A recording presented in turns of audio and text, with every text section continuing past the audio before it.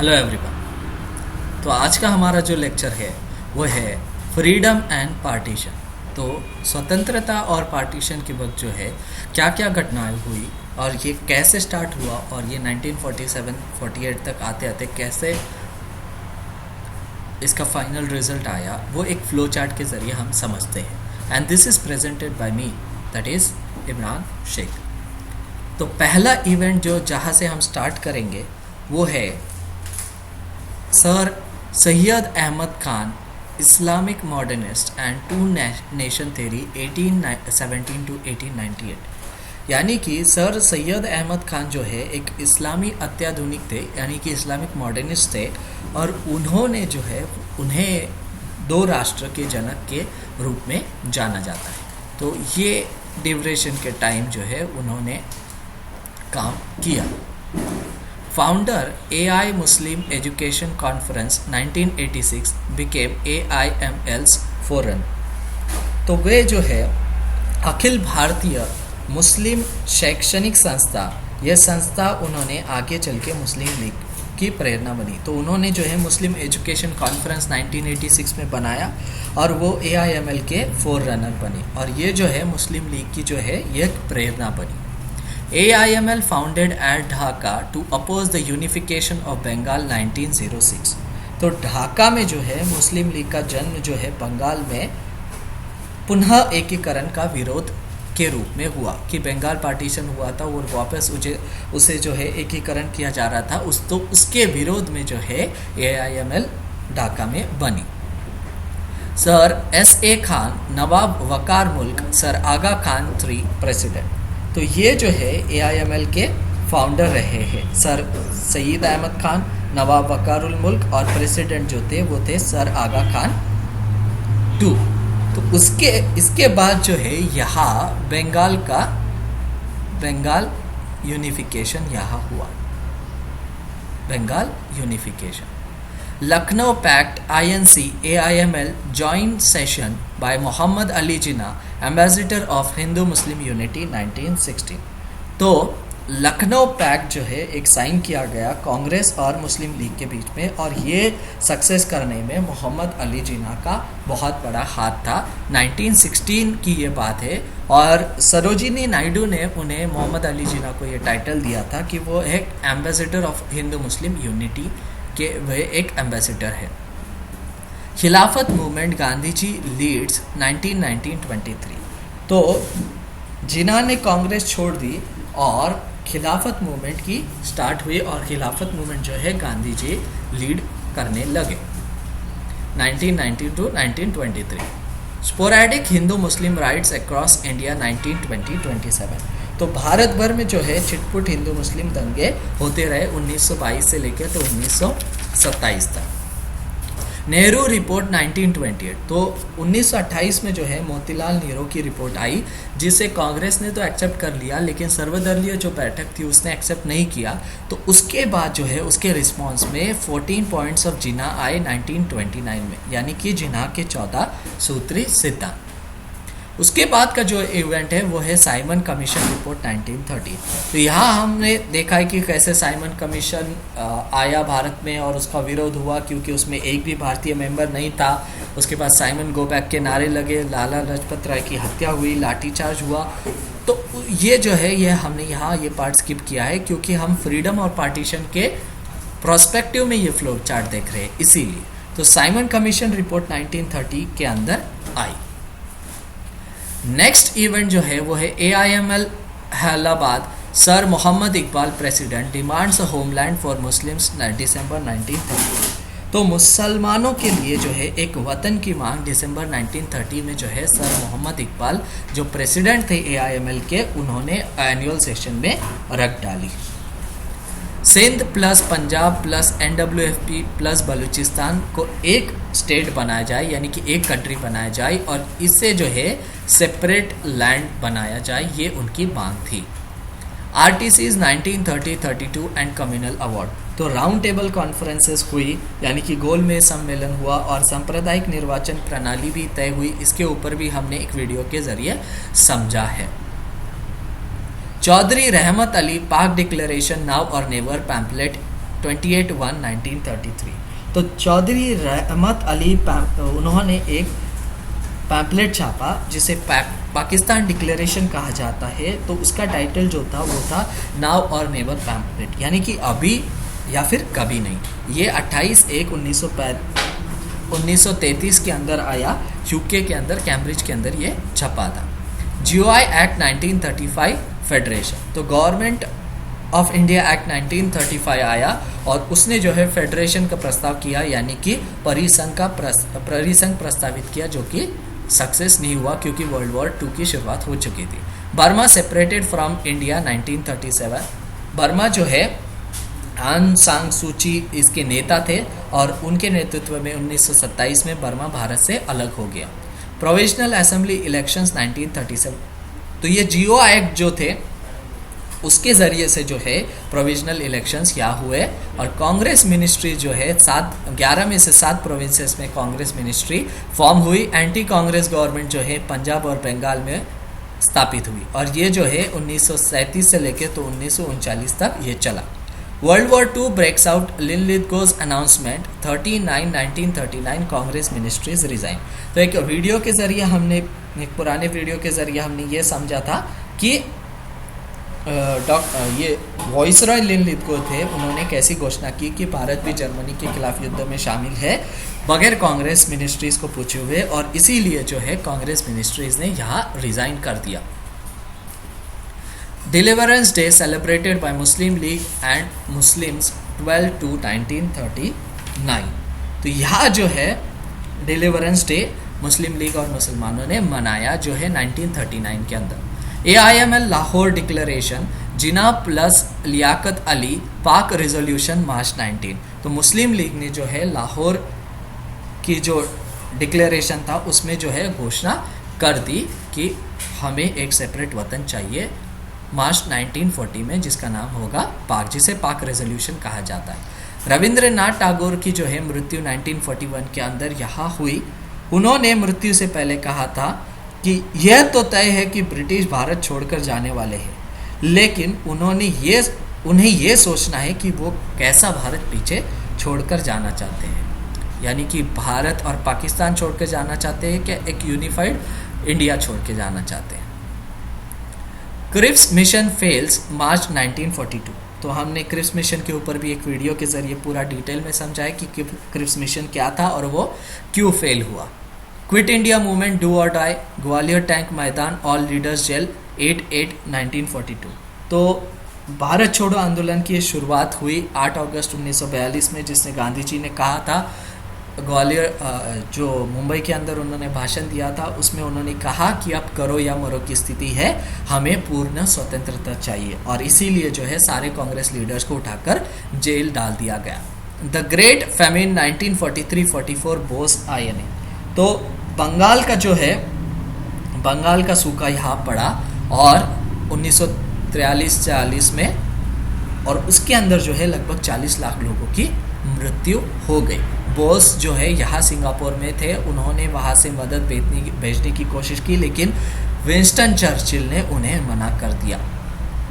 AIML gains lead as INC leaders in jail 1942-45।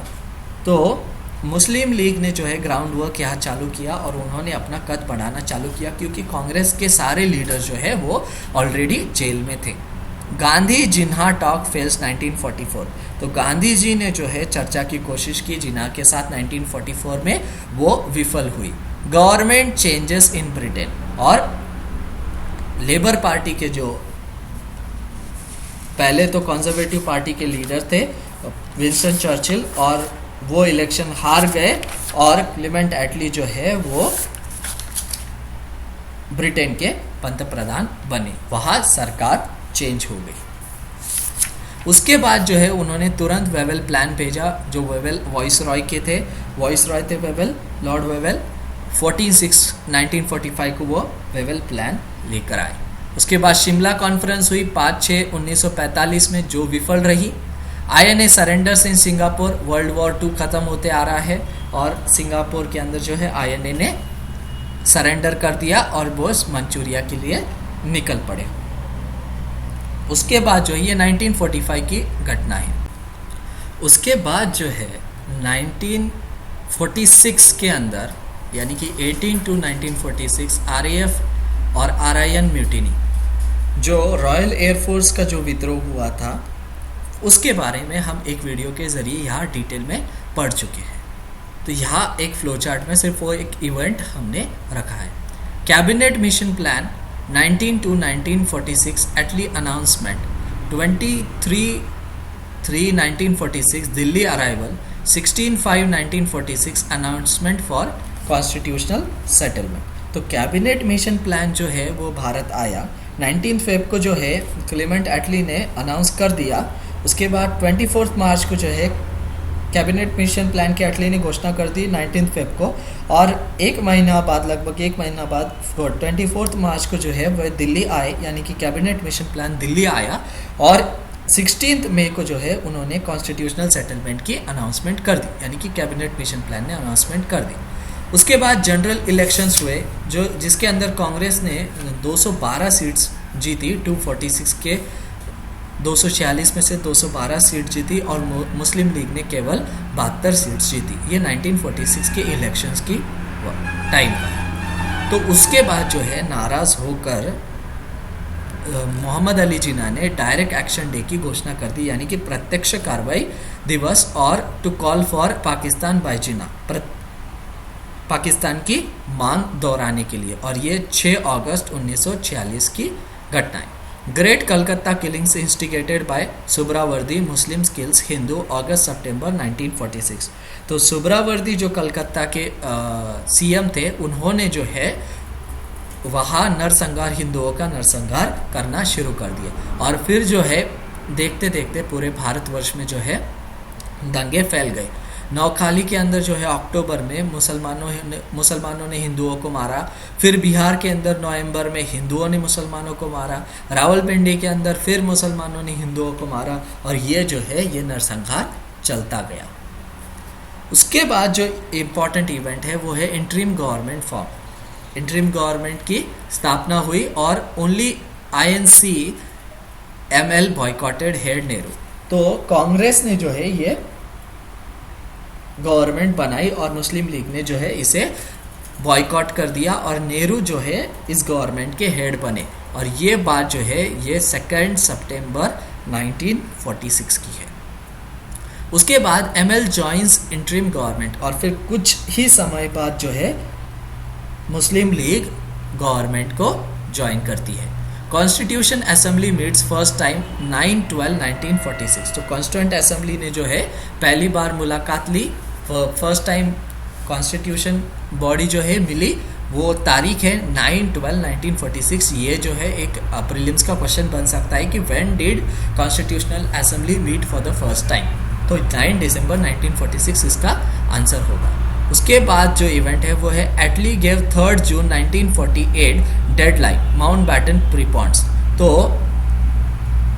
Clement एटली जो prime minister थे Britain के, उन्होंने एक डेडलाइन दी कि 3 जून 1948 से पहले जो है ब्रिटेन को पूरा जो है अपने आप को भारत से विड्रॉ करना है, और माउंटबैटन ने उसे और प्रीपॉन्ड करते हुए जो है डेट पीछे खींच ली।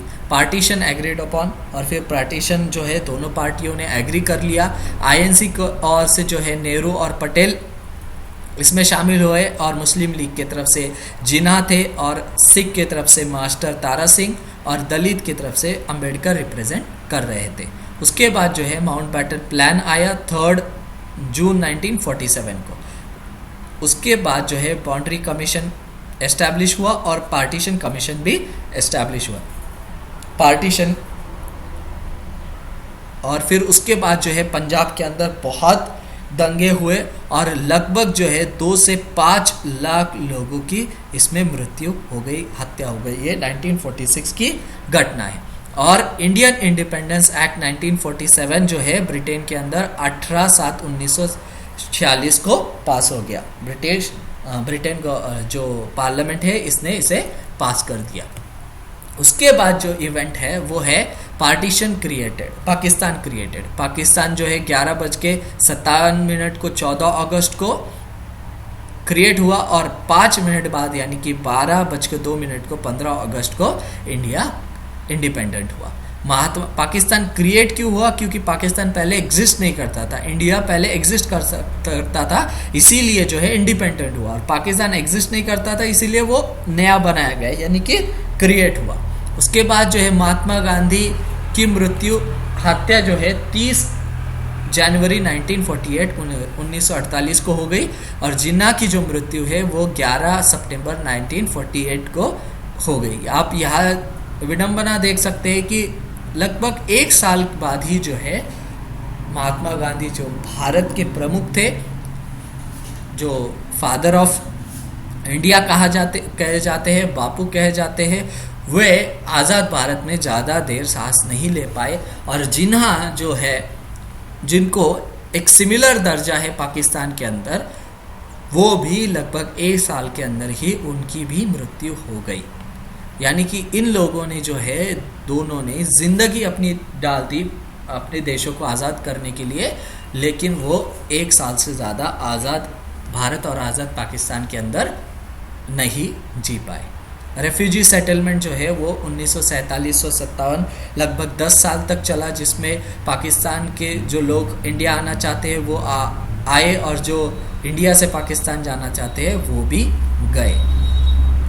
बर्मा जो है 14/1/1948 को आज़ाद हुआ, और श्रीलंका जो है 14/2/1948 को आज़ाद हुआ।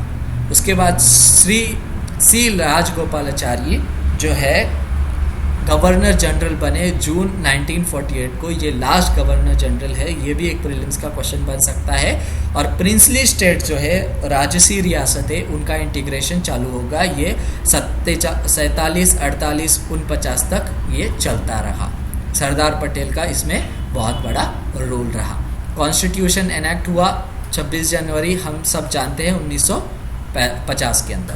और उसके बाद जो है फ्रेंच ने भारत 51 से लेके 56 के बीच में छोड़ा। ईस्ट बंगाल जो है ईस्ट पाकिस्तान बना 1955 के अंदर। गोवा 1961 के अंदर भारत में जुड़ा, यानी कि फ्रेंच पोर्चुगीज़ यहाँ से 1961 के अंदर छोड़कर गए। उसके बाद बांग्लादेश जो है 1971 में आज़ाद हुआ पाकिस्तान से, और सिक्किम जो है 1975 में भारत में जुड़ा। तो ये एक पूरा फ्लो चार्ट था फ्रीडम का, और पार्टीशन के दौरान क्या क्या हुआ। होप आपको ये लेक्चर पसंद आया होगा। अगर आपको ये लेक्चर पसंद आया है तो नीचे जो रेड बटन है सब्सक्राइब, उसे सब्सक्राइब करें। और 1000 से ज़्यादा हमने इस पर वीडियोस अपलोड किए हैं, आप उसे देख सकते हैं। तो thank you for watching, have a nice day.